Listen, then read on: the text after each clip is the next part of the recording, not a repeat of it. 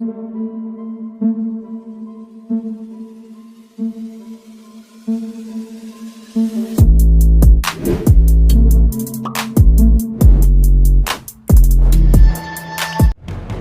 दोस्तों, scary story official में आप सबका स्वागत है। आज की कहानी की तरफ बढ़ने से पहले चैनल को सब्सक्राइब कर लीजिए और अगर कहानी अच्छी लगती है तो प्लीज़ लाइक एंड कमेंट करना मत भूलिएगा। दोस्तों, आज की कहानी एक ऐसी फैमिली की कहानी है जहां पर विश्वास तो एकदम रहा ही नहीं और परिवार ऐसा होता है ये पहली बार मुझे पता चला, क्योंकि मेरे नोन में ऐसा कोई भी नहीं जो इस तरह से हो। अब पता नहीं कौन कैसा होता है, ये तो उसको देखने के बाद, समझने के बाद ही इंसान जान पाता है। तो ऐसी एक कहानी है जिसके साथ बहुत ही ज़्यादा खौफनाक घटना हुई जो कि नहीं होनी चाहिए थी। तो ऐसे ही एक गांव है, छोटा सा, उत्तर प्रदेश का एक छोटा सा गांव, जहां पर एक परिवार बहुत खुशहाल था। मम्मी पापा, उनके 2 बच्चे और खेती किसानी करते थे वो लोग। सब कुछ ठीक जा रहा था। बहन छोटी थी, भाई बड़ा था। भाई 5 साल बड़ा था, बहन बहुत 5 साल छोटी थी, इसलिए सभी लोग बहन को बहुत प्यार करते थे। बहन का नाम था सरिता। सरिता देखने में तो ठीक ठाक थी, लेकिन उसका व्यवहार पता नहीं क्यों बहुत ही ज़्यादा चिड़चिड़ा और उग्र था बचपन से ही। कहीं न कहीं लोग कहते थे कि वो छोटी है, इसलिए दुलार की वजह से वो बिगड़ गई है। अब जो भी हो, लेकिन घर वाले तो उसे बहुत ज़्यादा प्यार करते थे। और भाई का नाम मंगल था। मंगल पूजा पाठ भी करता था और अपने घर वालों की सेवा भी बहुत करता था। घर वाले भी उसे बहुत प्यार करते थे, बड़ा बेटा था और घर का सारा काम उसने बचपन से ही, अपनी माँ की हेल्प करना, पिताजी की हेल्प करना, ये सारी चीज़ें बहुत अच्छे से वो करता था। लेकिन शायद भगवान को कुछ और ही मंजूर था। लगभग 2 साल तक तो ये सब कुछ ठीक रहा। मंगल अभी 8th क्लास में गया था और उसकी बहन अभी 4th या 5th में थी, और तभी एक एक्सीडेंट में उनकी माँ की मौत हो जाती है। ये सदमा उनके पिताजी बर्दाश्त नहीं कर पाया और उनकी तबीयत दिनों दिन खराब रहने लगी, क्योंकि उनकी माँ ही पूरे घर को संभाल कर रखती थी और उनके ना रहने पर घर और छोटे छोटे बच्चे क्या करेंगे, कैसे होगा, ये सोच सोच कर उनके पापा बहुत परेशान रहते थे। और एक दिन अचानक उनकी भी मौत हो जाती है। मतलब कि उनकी माँ की मौत के 1 साल बाद पिताजी भी गुजर जाते हैं। दोनों बच्चों के सर से माँ बाप का साया उठ चुका था और मंगल के सर पर अब उनकी बहन की जिम्मेदारी बहुत ज़्यादा बढ़ गई थी। गांव वाले बहुत सपोर्ट करते थे क्योंकि दोनों बच्चे बहुत अच्छे थे। मंगल तो खास करके बहुत अच्छा था, गांव वालों की भी बहुत मदद करता था, जो भी काम कोई कह देता था वो कर देता था। धीरे धीरे मंगल बड़ा होने लगा और उसकी बहन भी बड़ी होने लगी। कुछ रिश्तेदार थे जो आते थे, उनकी हेल्प करते थे, लेकिन प्रॉपर कोई रह नहीं पाया क्योंकि इनके पिताजी भी अकेले थे और इनके कोई भाई या मतलब बहन या भाई कोई नहीं था, चाचा बुआ मंगल के, तो इसलिए कोई ऐसी हेल्प नहीं मिल पाई। और नानी के यहाँ भी उनके सिर्फ मामा जी थे जो कि बीमार रहते थे, तो अब कौन इनकी हेल्प करता। इसलिए मंगल ने अपनी जिम्मेदारी खुद उठाना सही समझा और किसी तरह काम कर करके अपनी बहन का पेट पालता था और अपना पेट पालता था, पढ़ाई भी करता था, सब कुछ करता था। वो धीरे धीरे वो अब बड़ा हो चुका था और पूरा काम उसने बखूबी संभाल लिया था। खेती करना और अपनी बहन का ध्यान रखना। बहन ने भी हाई स्कूल तक की पढ़ाई की थी, उसके बाद आगे नहीं पढ़ पाई क्योंकि स्कूल बहुत दूर था और इस वजह से वो नहीं जा पाई। भाई ने कोशिश की थी लेकिन उसके सर पर इतनी जिम्मेदारी थी, इस वजह से वो लाने ले जाने के लिए टाइम नहीं निकाल पाया। तो सभी ने कहा चलो ठीक है, हाई स्कूल तक की पढ़ाई भी मतलब भर की तो है, पढ़ सकती है वो। और मंगल ने भी 12th तक की पढ़ाई की थी, लेकिन जॉब तो नहीं कर सकता था क्योंकि बहन को छोड़ करके कहीं जाना पॉसिबल नहीं था और गांव में ऐसा कोई फैक्ट्री या कोई काम नहीं था, सिर्फ खेती, और या तो कोई दुकान खोल लेता। तो उसने सोचा था कि खेती से ही कुछ पैसा जब इकट्ठा होगा तो मैं उसी से कोई दुकान खोल लूँगा। लेकिन सबसे पहले उसने सोचा था अपनी बहन की शादी करना, क्योंकि बहन बड़ी हो गई थी और गांव के लोग भी बोलने लगे थे कि मंगल भाई अब बहन की शादी कर दो क्योंकि समय आ गया है और अभी से अगर तुम शादी के लिए नहीं सोचोगे तो फिर शादी कैसे हो पाएगी। सभी लोग हेल्प करने के लिए भी तैयार थे। तो मंगल ने ऐसा ही किया। गांव वालों की मदद से उसने अपनी बहन की एक अच्छे घर में शादी की। लड़का ठीक ठाक था, एक छोटी सी दुकान थी उसकी, खेती भी थी। तो यही सब देख करके मंगल ने अपने हिसाब से शादी कर दी। अब उनकी बहन खुश तो थी, कुछ दिन खुश रही। उसके बाद पता नहीं ससुराल में झगड़ा बहुत होता था और एक दिन उनके पति ने गुस्से में आकर के मतलब उसे घर से बाहर निकाल दिया। मंगल ये दुख बिल्कुल बर्दाश्त नहीं कर पा रहा था, क्योंकि मतलब अगर बहन ससुराल से घर आ जाए तो गांव वाले भी चार बातें करते हैं। लेकिन मंगल जानता था कहीं ना कहीं इसमें मेरी बहन की गलती है, क्योंकि वो किसी की बात बर्दाश्त करना नहीं जानती थी। झगड़ा करना और ये सारी चीज़ें तो मतलब शुरू से ही वो उसका स्वभाव ही ऐसा था। तो उसने इसीलिए उनके ससुराल वालों के लिए कुछ नहीं बोला और उनसे क्षमा मांगी कि हमारी बहन से अगर कोई गलती हुई है तो माफ़ कर दो और दोबारा फिर से एक नए सिरे से ज़िंदगी शुरू करो। लेकिन उनके जीजा जी ने ये बात नहीं मानी और उसे तलाक दे दिया। अब तलाकशुदा बहन के साथ गांव में रहना बहुत बड़ी बात थी। मंगल बहुत परेशान रहता था। लेकिन उसी दिन जब ये इतना परेशान था, अपने खेत के पास बैठा था, तभी इनका एक दोस्त आता है। वो बताता है कि मेरे बहन की शादी है और तुम्हें आना है, तुम भी तो उसके भाई हो। तो मंगल कहता हाँ हाँ क्यों नहीं भाई, तुम लोगों ने इतनी मदद की मेरी बहन की शादी में तो मैं भी करूँगा। अब उसके दोस्त की शादी होती है, पूरा गाँव इकट्ठा होता है, बाहर से भी लोग आए थे। उनमें से एक लड़की जो कि बहुत खूबसूरत थी उस बारात के साथ आई थी।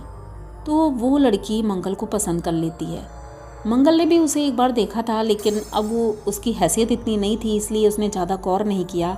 लेकिन वो लड़की मंगल को पसंद करती थी। बारात वापस होने के बाद उसके घर से रिश्ता आता है मंगल के लिए। मंगल अपनी बहन से पूछता है तो बहन कहती है ठीक है कर लो शादी, वैसे भी एक न एक दिन तो करनी ही है। अब शादी हो जाती है, बहू घर आ जाती है। शुरू शुरू में सब कुछ ठीक जा रहा था।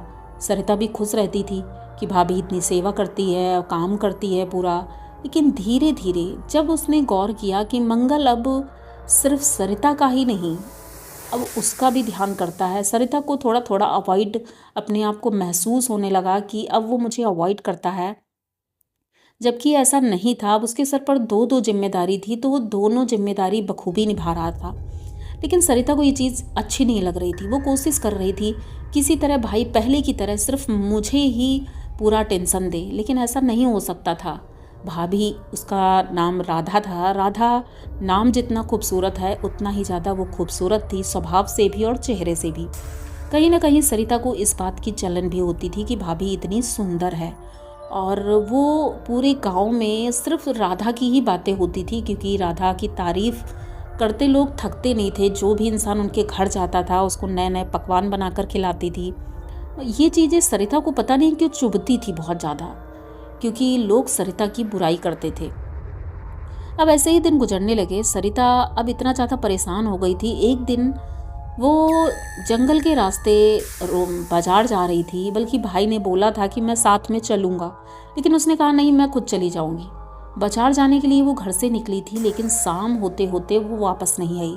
अब मंगल परेशान होता है, अपनी बाइक निकालता है और बाइक से उसे ढूंढने के लिए निकल जाता है। उधर सरिता एक शमशान घाट के किनारे बैठी थी। वहाँ पर एक तांत्रिक से मिलती है और वो कुछ करवाना चाहती थी, कुछ सीख रही थी। अब ये बात मंगल को पता नहीं थी। मंगल जब जाता है तो वो एकदम अलर्ट हो जाती है और रोड पर आकर खड़ी हो जाती है मंगल को देखते ही। मंगल पूछता है तुम यहाँ क्या कर रही हो? तो कहती है कुछ नहीं भैया, वो थोड़ा सा मन नहीं लग रहा था, इसलिए मैं यहीं पर शांति में बैठ गई थी। तो कहता है ठीक है, अच्छा तुम घर चलो। घर लेकर आता है। लेकिन उस दिन के बाद से सरिता अपने घर में ही कुछ ना कुछ करती थी। भाभी तो काम में लगी रहती थी, बाहर भाई चला जाता था और ये अपने कमरे में कुछ तंत्र पूजा करती थी। अब घर में अगर कोई तंत्र कर रहा है तो उसे उसका सामान लेने में भी कोई दिक्कत नहीं होगी। तो उसने भाभी के कपड़े ले करके और उसके बाल जो भी सामान मतलब जैसे उसमें बताते हैं वो मिला उसे, और उसने भाभी के ऊपर कर दिया तंत्र। ये बात भाई तो जानता ही नहीं था, लेकिन गांव के लोगों को शंका हो गई थी, क्योंकि उनके घर पर रात में जो धुआं सो लगता था, जो धूप करती थी वो पूजा करती थी, उसकी मतलब जो धुआं था वो बाहर जाता था। तो लोगों को शंका होती थी इतनी रात में कौन सी पूजा हो रही है जो ये अजीब सी खुशबू आती रहती है। उन्होंने मंगल से कहा भी, तो मंगल कहता है नहीं, मेरे घर से नहीं आ रहा होगा क्योंकि मेरे घर में तो सब सोते हैं रात में। लेकिन धीरे धीरे समय जब बढ़ता गया, एक दिन अचानक से राधा की तबीयत खराब हो जाती बहुत ज़्यादा। उसे लेकर मंगल हॉस्पिटल जाता है, लेकिन डॉक्टर कहते हैं कि वो नॉर्मल है। लेकिन पता नहीं क्यों उसे उल्टी हो रही थी बहुत ज़्यादा। तो सबने कहा हो सकता है खुशखबरी हो, लेकिन राधा जानती थी कि वो प्रेग्नेंट नहीं है। फिर उल्टी क्यों हो रही है? उल्टियाँ हो रही थी, वो कुछ खा नहीं पा रही थी, उसे अजीब अजीब से चक्कर से आते थे। सारे सिम्टम्स तो ऐसे लग रहे थे जैसे वो प्रेग्नेंट है। घर में सभी लोग बहुत खुश हो रहे थे, मोहल्ले के लोग भी खुश हो रहे थे कि फाइनली मंगल बाप बनने वाला है। लेकिन राधा को पता था कि मैं प्रेग्नेंट नहीं हूँ। ये बात एक औरत ही समझ सकती है कि मैं प्रेग्नेंट हूँ या नहीं। लेकिन राधा के साथ जो हो रहा था वो खुद समझ नहीं पा रही थी। अब धीरे धीरे वो चिड़चिड़ी होती जा रही थी। मंगल ने सोचा शायद ये प्रेग्नेंट है, इसीलिए मूड स्विंग हो रहा है। तो वो बर्दाश्त करता गया। वो खाना नहीं बनाती थी, मोहल्ले के लोगों से भी झगड़ा कर लेती थी। एक दिन रात को सब सो रहे थे, राधा अचानक से छत पर जाती है और छत की बाउंड्री पर वो बैठी रहती है। बाल खुले हुए थे और कुछ बड़बड़ा रही थी, जैसे किसी से बात कर रही है। मंगल उसे ढूंढते हुए ऊपर जाता है तो उसकी हालत देख करके बहुत ज़्यादा डर जाता है। वो एकदम से उसे पकड़ता है, नीचे उतारता है और कहता है कि तुम यहाँ क्या कर रही हो। उस वक्त मंगल बहुत ज़्यादा डर गया था, क्योंकि वो आवाज़ एक आदमी की थी। वो बहुत तेज़ी से गुर्राती है और उसे झटक देती है। मंगल दूर गिरता है। इतनी ताकत राधा में कहाँ से आ गई, जबकि वो दुबली पतली सी अभी कम उम्र की लड़की थी। इतनी ताकत उसके अंदर नहीं थी। अब राधा का ये बिहेवियर देख करके मंगल डर जाता है और उसे किसी तरह ले करके नीचे आता है। जब नीचे आता है तो देखता है कि राधा अपने कमरे में है, लेकिन मुस्कुरा रही है। पता नहीं क्यों। अब दोनों हस्बैंड वाइफ में बहुत ज़्यादा झगड़ा होता है। उसके बाद ये लोग सो जाते हैं। मंगल बताता है कि मैं सो तो गया था, लेकिन पता नहीं क्यों मुझे एक डर सा था, इसीलिए मैं अथ नींद में था। मतलब पूरी तरह नींद में नहीं था, अलर्ट था एकदम कि कुछ भी होता है तो वो उठ जाएगा। तभी उसने गौर किया कि राधा बेड पर बैठी है और फिर से बाल खोल करके अपना सर घुमा रही है बहुत ज़ोर ज़ोर से। अब ये उठकर बैठता है, देखता है तो फिर से उसे डांटने की कोशिश करता है, लेकिन वो सुन नहीं रही थी। उसकी आंखें एकदम लाल थी। अब वो जब बहुत ज़्यादा परेशान हो जाता है, सोचता है कि अब सुबह किसी से बात करेंगे, इसका क्या निवारण है, ये क्या हो गया है इसको। तो अब ये चुपचाप लेटा रहता है। वो वैसे ही करती रहती है, कर भी क्या सकता था क्योंकि उसके पास इतनी ताकत थी, ये तो ये देख ही चुका था। अब लगभग 2:30 या 3 बजा था। उधर से कुछ किसी के पाठ करने की, पूजा करने की जैसे आवाज़ें आ रही थी, पर पूजा ये नॉर्मल पूजा नहीं लग रही थी जैसे हम लोग करते हैं। तो मंगल कहता है आखिर ये आवाज़ कहाँ से आ रही है, इतनी रात को कौन पूजा कर रहा है। ये धीरे से उठता है और जाता है तो देखता है राधा अपने कमरे में ज़मीन पर कुछ बना करके पूजा कर रही है। उसके भी बाल खुले हुए हैं, सिंदूर लगा हुआ है। और ये देख करके मंगल एकदम से डर जाता है, दरवाज़ा धीरे से बंद करता है और समझ जाता है कि मतलब ये तंत्र पूजा है कोई, क्योंकि गांव में रहकर ये सारी चीज़ें नॉर्मली लोगों को पता होती हैं। अब ये समझते इसे देर नहीं लगी कि राधा के साथ शायद सरिता ने ही कुछ किया है, लेकिन वो बहन थी तो मंगल कुछ कहना भी नहीं चाहता था, क्योंकि बहन है वो और बाप और माँ है नहीं। तो अगर मैं कुछ कहूँगा तो गांव वाले मुझे ही कुछ कहेंगे। लेकिन ये सब सोच ही रहा था, तभी उसने देखा कि राधा दौड़ते हुए छत की तरफ जा रही है। ये तुरंत राधा के पीछे भागता है। राधा ऊपर टंकी के पास बैठ जाती है और ऊपर से कूदने की धमकी देती है कि मैं इसे नीचे गिरा दूंगी, मैं इसे नीचे गिरा दूंगी। कभी लड़की की आवाज़ में, कभी लड़के की आवाज़ में। ऐसा लग रहा था मानो बहुत सारे लोग हैं जिसकी आवाज़ वो निकाल रही थी। मंगल कुछ समझ नहीं पा रहा था, मैं क्या करूं, इसे कैसे बचाऊं। ये सीढ़ी से ऊपर चढ़ता है, वो एकदम से कूदने वाली ही थी कि तभी मंगल उसका हाथ पकड़ लेता है। मंगल इतना पूजा पाठ करता था, उसका नाम ही मंगल था, तो वो हनुमान जी का भक्त था। उसका हाथ पकड़ते ही वो एकदम से होश में आती है। वो कुछ मंत्र पढ़ रहा था, हनुमान जी की शायद चालीसा पढ़ रहा था।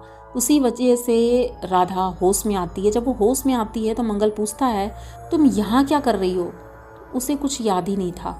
वो उसे लेकर नीचे आता है और वो कहती है कि पता नहीं क्यों कुछ दिनों से मुझे समझ नहीं आता है मैं क्या कर रही हूँ, क्या हो रहा है, मुझे नहीं समझ आ रहा है कुछ। मंगल कहता है तुम परेशान मत हो, कल सब ठीक हो जाएगा। सुबह होती है। मंगल राधा को लेकर सरिता को बिना बताए, क्योंकि अगर सरिता को पता चलता तो शायद राधा कभी ठीक नहीं होती। तो वो सरिता से बताता है कि मैं राधा को लेकर हॉस्पिटल जा रहा हूँ क्योंकि इसकी तबीयत ठीक नहीं है। सरिता कहती ठीक है, वो मुस्कुरा रही थी। इसके बाद वो राधा को लेकर हॉस्पिटल जाता है और उसी रास्ते में एक बहुत बड़ा मंदिर था हनुमान जी का, वहाँ जाता है। पुजारी जी से मिलता है। पुजारी जी देखते ही समझ जाते हैं और कहते हैं इसके ऊपर तो मारण क्रिया की गई है, ये अब 8 दिन से ज़्यादा जिंदा नहीं रहेगी। अब ये सुनते ही मंगल तो बहुत ज़्यादा डर जाता है। कहता है मुझे राधा को बचाना होगा किसी भी कीमत पर। तो वो कहते हैं कि पैसे तो नहीं लगेंगे क्योंकि मैं पैसे नहीं लेता हूँ, लेकिन मैं तुम्हारी मदद कर सकता हूँ। उन्होंने पूजा की, बहुत ज़्यादा मेहनत की, उन्होंने जो कर सकते थे उन्होंने सब कुछ किया, लेकिन फिर उन्होंने कहा ये मेरे बस में नहीं है, ये किसी तांत्रिक को बुलाना होगा। अब तांत्रिक को बुलाया जाता है। तांत्रिक भी अपना पूरा काम करते हैं। उसके बाद वो बताते हैं कि ये जो क्रिया की गई है इसमें बच पाना तो बहुत मुश्किल था, लेकिन शायद तुम्हारे भगवान की शक्ति के आगे ये सारी शक्तियाँ हार जाती हैं। और राधा अब ठीक है, वो होश में आती है क्योंकि वो अध बेहोशी की हालत में ही रहती थी हर वक्त। उन्होंने बताया तुम्हारी बहन ने ये सब किया है और उसे भी ठीक करना होगा, क्योंकि अगर वो ठीक नहीं हुई तो उसका भी यही हाल होगा, क्योंकि जो करता है उसका भी अच्छा नहीं होता है कभी। अगर दूसरे का बुरा करोगे तो तुम्हारा भला कैसे होगा। तो ये भी परेशान होता है कि राधा तो ठीक हो गई है, लेकिन सरिता के लिए भी कुछ करना होगा। वो सरिता को ले करके बालाजी जाता है। उसे समझाता है कि भगवान की पूजा में ही सब कुछ है और ये तंत्र वंत्र कुछ भी नहीं है। मैं तुम्हें पहले भी प्यार करता था, आज भी करता हूँ, तुम मेरी छोटी बहन हो और मैं राधा से ज़्यादा, मैं सबसे ज़्यादा सिर्फ तुम्हें प्यार करता हूँ। वो पूरी तरह से कन्विंस करता है और सरिता कहीं ना कहीं इन सब चीज़ों से मान जाती है कि मेरा भाई कितना परेशान था। उसने समझाया कि माँ बाप के बाद मैं कितना परेशान था, तुम्हारे लिए सिर्फ जी रहा था, नहीं तो मैं ही क्यों जीता। जब इतनी बातें करता है तो सरिता कहीं ना कहीं पिघल जाती है और बहुत रोती है कि भैया मुझसे बहुत बड़ी गलती हो गई, मुझसे नहीं होनी चाहिए थी ये गलती। लेकिन सरिता को ये चीज़ें भुगतनी तो थी ही। वो ठीक हो जाती है, लेकिन कुछ दिनों बाद पता चलता है उसके दिमागी संतुलन खराब हो जाता है। उसे कई हॉस्पिटल में दिखाया जाता है, उसे कुछ दिन पागल खाने में भी रखा जाता है, लेकिन पागल खाने में वो अपना सर पटक पटक कर अपनी जान दे देती है। ये बात जब मंगल को पता चलती है, मंगल बहुत रोता है, बहुत दुखी था राधा, लेकिन उसे संभाल लेती है। लेकिन इस कहानी का इस तरह का अंत होगा ये नहीं पता था। तो आप लोगों को अगर ये कहानी अच्छी लगी हो तो प्लीज़ चैनल को सब्सक्राइब करिए, लाइक कमेंट करिए, शेयर करिए और बने रहिए हमारे साथ। इसी तरह की नई और अनोखी कहानियाँ मैं लेकर आती रहती हूँ। तो मिलते हैं फिर किसी नई कहानी में, तब तक के लिए डरते रहिए।